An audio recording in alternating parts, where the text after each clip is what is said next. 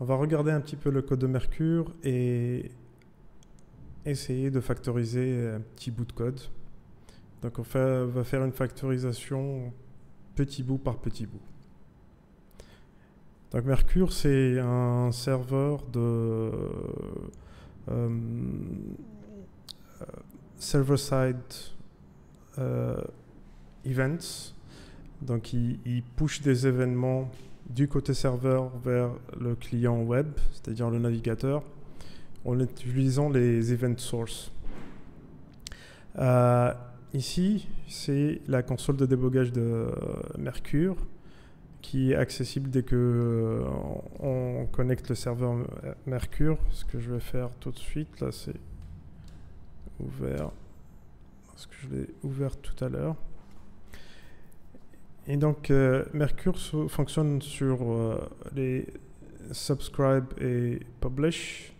Donc on a des subscribers, des abonnés et des publications, donc des événements qui sont publiés sur le serveur et qui arrivent aux subscribers en temps réel. Donc là, si je fais un subscribe ici sur ce topic là, donc je vois ici que j'ai un new subscriber, et si je regarde le code, en fait ma souscription, mon abonnement, il est traité par cette méthode là, add subscriber,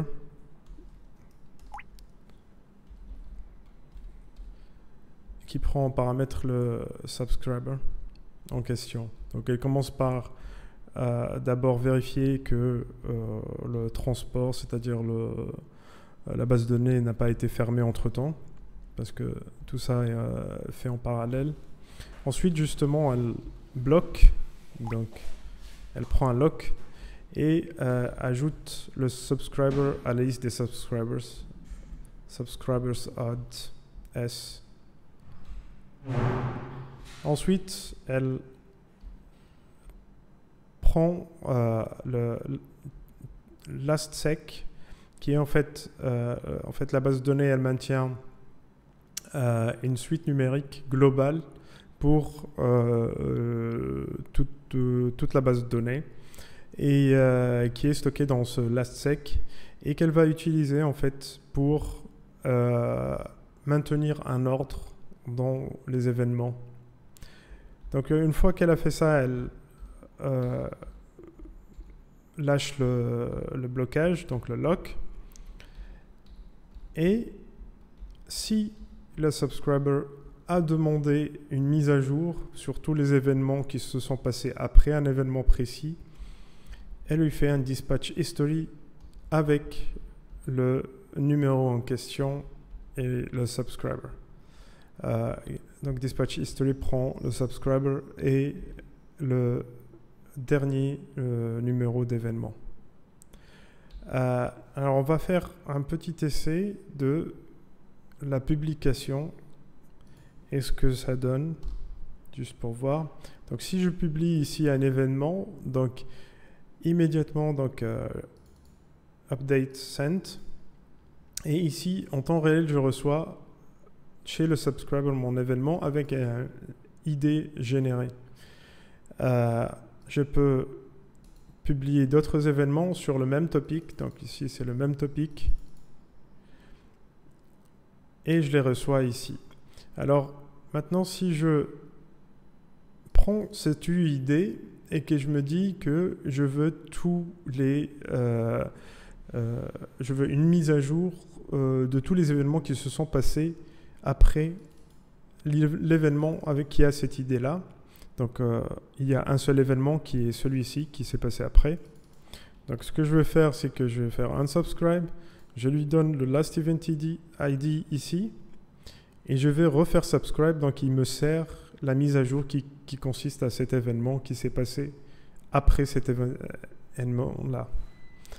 Donc ça permet aux clients de se mettre à jour quand ils en ont besoin. Ça c'est le fonctionnement. Maintenant, quand je fais mon publish,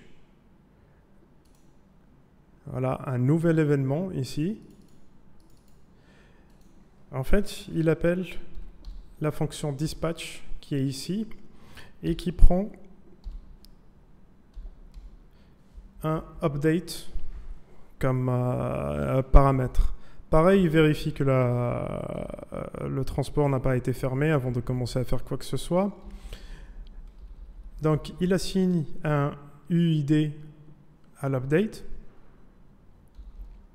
Ensuite, il transforme l'update en JSON, c'est-à-dire en une chaîne JSON. Il prend un lock qu'il va garder jusqu'à la fin de la fonction. Ici, le défaire. Donc, ça veut dire qu'il va lâcher le blocage à la fin de la fonction.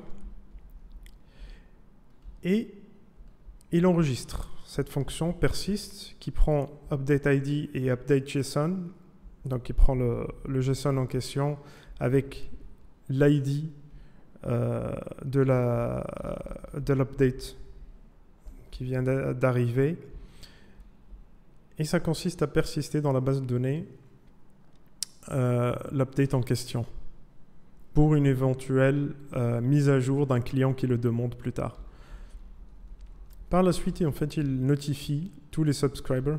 Donc, subscribers match any update. Donc, il vérifie quels sont les subscribers qui sont abonnés, grosso modo, à ce topic de l'update.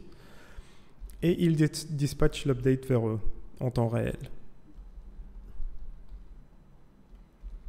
Alors, ce qui nous intéresse ici, c'est la partie, d'abord, quand le subscriber fait son dispatch history, tel que nous l'avons vu là, c'est-à-dire la mise à jour qu'il m'a servi là, quand j'ai demandé un événement en particulier. On va regarder ça. Donc c'est cette fonction-là qui prend un subscriber et le dernier ID tout sec, c'est-à-dire le dernier plutôt numéro de série de l'événement. Et en fait, c'est une fonction qui commence d'abord par vérifier que la base n'est pas vide. Et dans ce cas-là, donc il n'y a rien à dispatcher, donc on retourne nil. Donc ça, c'est le cas où il prend un bucket et que le bucket il est nil. Ça veut dire qu'il n'y a pas de base. Ici, il notifie que le dispatch history a été effectué avec le dernier événement qui s'est passé. Ensuite, il prend, dans le cas où il y a des données dans la base, il prend un curseur depuis la base de données et il commence à boucler depuis le début de la base de données, donc see first, c'est-à-dire au début de la base de données, du bucket en question. Et il cherche le last event ID. Alors le code ici, il est un petit peu compliqué. La preuve, c'est que ici, on voit nolint gocognit. Alors si je fais gocognit sur ce fichier, donc il me dit que dispatch history a un score de 31. Ça veut dire que c'est une fonction très compliquée et que linter qui utilise gocognit pour bloquer, par exemple dans le CI, l'intégration continue sur GitHub, si c'est au-dessus de 30. C'est pour ça qu'il y a une directive pour ne pas passer le linter sur cette fonction-là. Donc ce qu'on va faire, c'est qu'on va factoriser sur 4 étapes ce code, parce qu'il y a relativement beaucoup de code. Et on va commencer par une petite factorisation. Et on va faire les factorisations les plus compliquées, les 3 autres factorisations les plus compliquées plus tard. Donc la factorisation que je vais faire là maintenant, elle concerne le add subscriber. C'est une toute petite factorisation. En fait, elle concerne le dispatch history.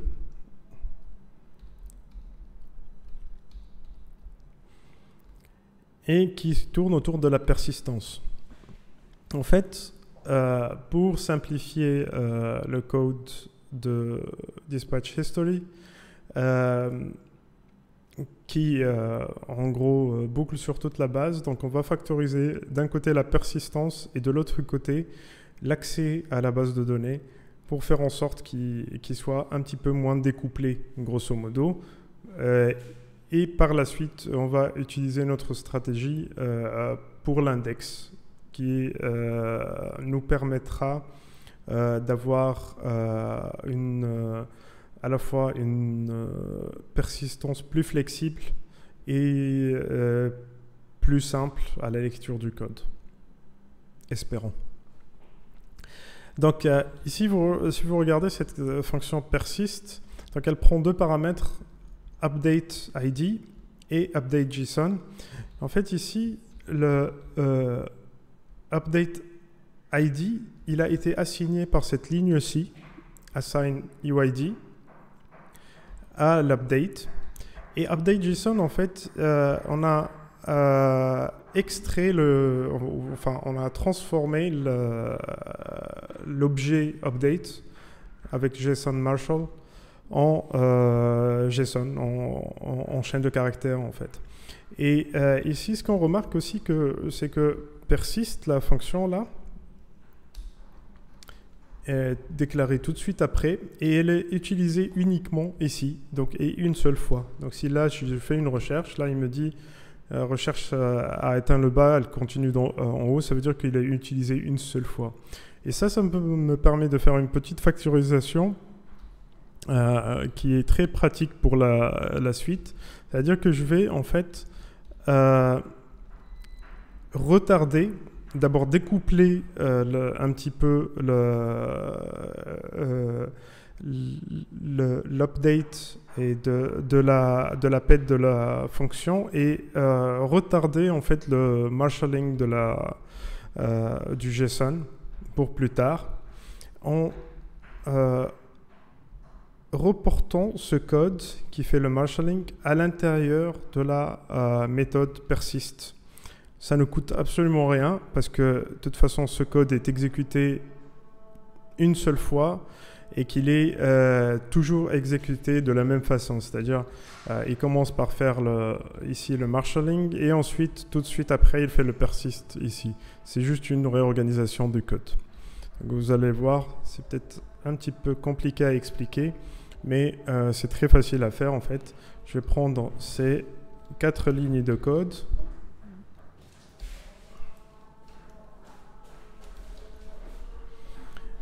Je vais les mettre dans ma fonction persist, ici. Je vais changer l'appel de persist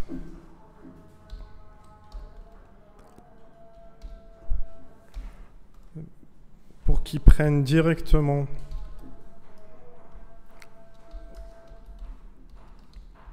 mon objet update à la place de l'ID et du JSON séparé.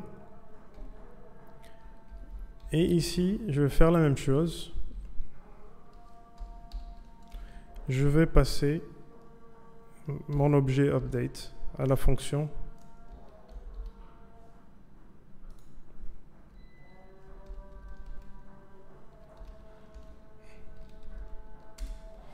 Au lieu de lui passer l'ID et le JSON séparément. Alors si on lit le code, c'est pratiquement pareil. La seule différence, c'est que ici, je passe l'objet update tel quel à la fonction. Ça me permet, dans la fonction persist, d'avoir plus de liberté avec ce que je peux faire sur l'update, puisque j'ai l'objet complet. Le code ne change absolument pas. J'ai toujours mon update JSON ici.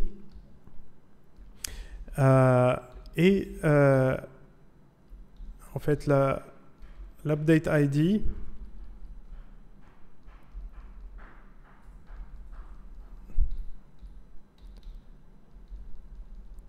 qui était passé directement en fonction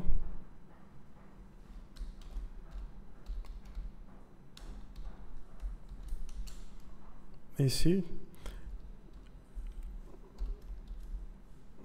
En fait, voilà. Je vais le prendre directement dans la propriété de la fonction. Je vérifie. Je change tous les accès à update ID. Et c'est tout. Alors je vérifie quand même que mon code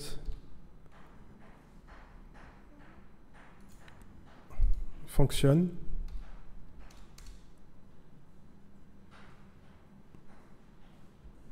Voilà.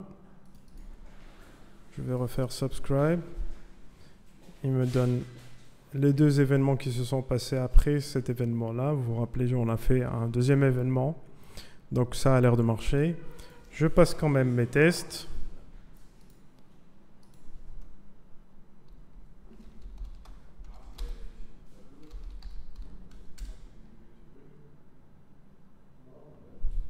Pour être sûr que je n'ai rien cassé.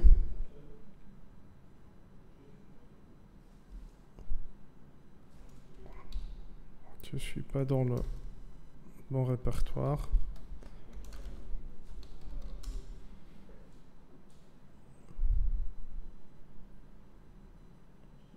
Passe OK. Donc tout est bon. Je vérifie quand même mes modifications avant de faire un commit.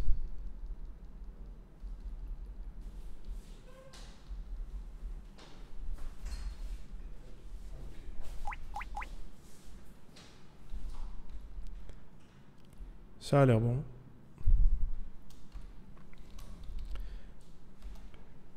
Je passe sur une autre branche. Je ne vais pas faire un commit sur la branche main. Ça, c'est ma branche pour faire des expérimentations.